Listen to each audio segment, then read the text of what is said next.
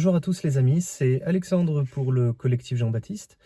Je suis heureux de vous retrouver pour une nouvelle capsule de Grasse Mat aujourd'hui, alors que je suis une nouvelle fois dans la campagne sur ma pause méridienne.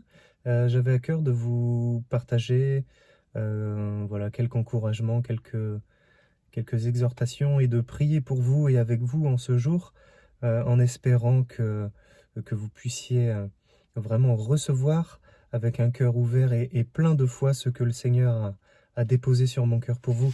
Amen. On va tout de suite aller dans la parole. Et voilà, je souhaitais un peu baser ce message sur deux versets qu'on retrouve dans le livre de Jacques, au chapitre 1. Il s'agit des versets 5 et 6. Si quelqu'un d'entre vous manque de sagesse, qu'il la demande à Dieu, qui donne à tous simplement et sans reproche, et elle lui sera donnée. Mais qu'il la demande avec foi, sans douter, car celui qui doute est semblable au flot de la mer, agité par le vent et poussé de côté et d'autre. Amen. Ouais, Seigneur, vraiment, je te bénis pour cette parole. Je te bénis, Seigneur, pour cet accès illimité que nous avons à ta sagesse. Et tu nous dis dans ta parole, Seigneur, que nous pouvons demander la sagesse, et c'est vraiment quelque chose qui est important de se rendre compte avec ces versets. Le Seigneur est un Dieu qui donne, est un Dieu qui pourvoit, c'est un Dieu généreux et bon par nature. Il ne retient pas ses dons, il ne nous a pas créés pour nous regarder, nous débrouiller, nous dépatouiller tout seul avec notre seule intelligence, nos émotions guidées par nos âmes, non. Il a déjà pourvu à tout ce dont nous pourrions avoir besoin, et il nous redit avec ces versets que s'il nous manque quelque chose, demandons-lui.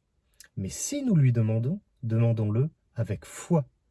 C'est important puisque la foi, c'est quelque chose qui va nous stabiliser, qui va nous ancrer. Grâce à cette foi, nous allons pouvoir dire à cette montagne, ôte-toi de là et jette-toi dans la mer. Et c'est ce qui se passera. C'est la même chose dans nos circonstances, dans les événements de notre quotidien.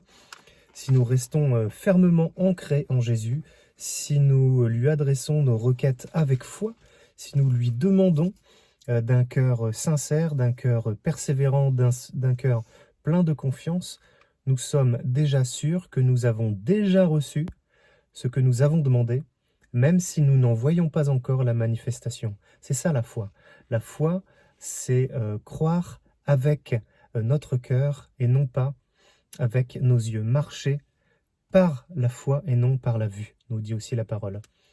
Je sais pas vous, mais moi quand je vois cette demande formulée par Jacques, si quelqu'un d'entre vous manque de sagesse, qu'il la demande à Dieu, moi je pense systématiquement à Salomon. Salomon a eu ce privilège incroyable d'avoir un vœu accordé par l'Éternel, et quoi qu'il ait pu lui demander, il aurait pu lui demander tout ce qu'il aurait voulu, il lui a demandé la sagesse. Il considérait déjà que la sagesse était le bien précieux alors même qu'il ne l'avait pas reçu.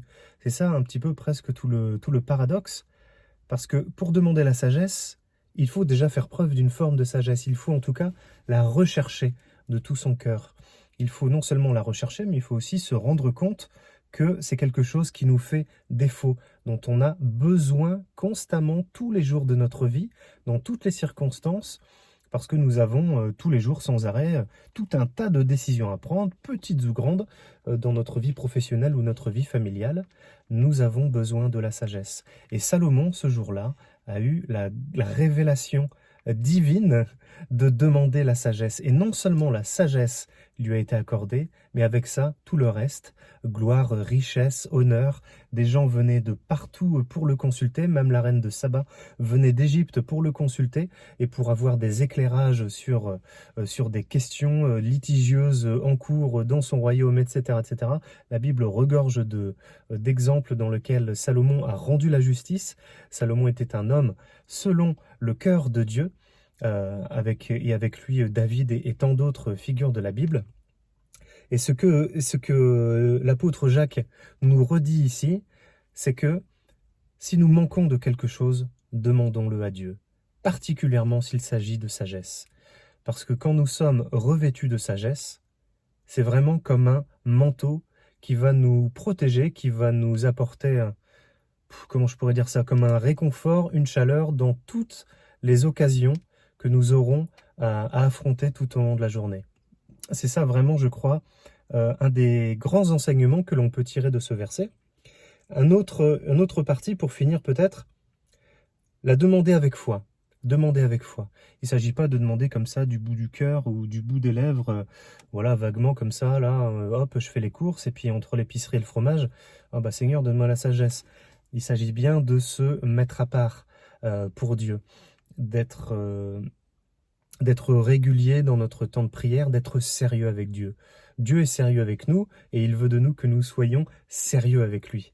Donc quand nous lui demandons quelque chose, faisons-le avec sérieux, faisons-le avec foi. Ne doutons pas, ne soyons pas ballottés à tout vent de doctrine, c'est ce qu'aussi Paul dira à Timothée, il me semble.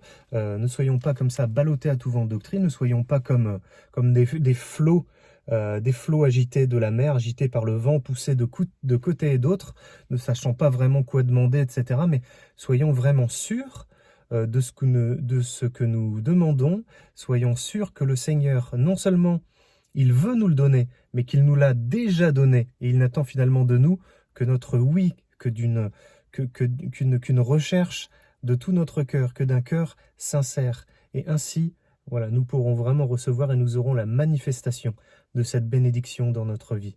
Amen. Je pense aussi à cet épisode de la tempête apaisée, où le Seigneur dort paisiblement sur la barque, alors que les apôtres dans la barque s'agitent et disent « Oh là, on va mourir, on va périr, Seigneur, sauve-nous ». Et le Seigneur, il est tranquille avec ça. Le Seigneur qui est Jésus, qui est la sagesse même, la sagesse incarnée, le Verbe fait chair et la sagesse incarnée, il ordonne, il parle, il est habité par la sagesse, il est sagesse, il est habité par la foi. Donc, sagesse plus foi égale miracle, égale guérison, égale provision et surabondance divine. Et c'est vraiment quelque chose, moi, qui me parle beaucoup dans ces versets de Jacques, parce que ça fait référence vraiment à beaucoup d'autres choses sur lesquelles j'ai passé très rapidement. Mais voilà, l'occasion m'est donnée aujourd'hui de pouvoir prier avec vous pour demander cette sagesse au Seigneur. Seigneur Jésus, je te bénis et je te rends grâce de ta provision et de ton cœur toujours accessible et disponible 24 heures sur 24, 7 jours sur 7. Seigneur, je te bénis parce que tu es un Dieu bon, juste, saint et fidèle, et tu donnes avec largesse à celui qui te demande avec foi. Seigneur, je te bénis et je te rends grâce pour la sagesse dont tu veux nous combler, dont tu veux nous revêtir pour tous les jours de notre vie et pour toutes les occasions de notre vie, parce que nous comptons pour toi, Seigneur. Nous avons du prix à tes yeux et tu nous aimes. Amen. Eh bien, mes amis, laissez-moi vous passer vous souhaiter une bonne journée, une bonne continuation. Gardez vraiment les yeux fixés sur Jésus. Et moi, je vous dis à très bientôt. Au revoir. Et n'oubliez pas que vous êtes bénis.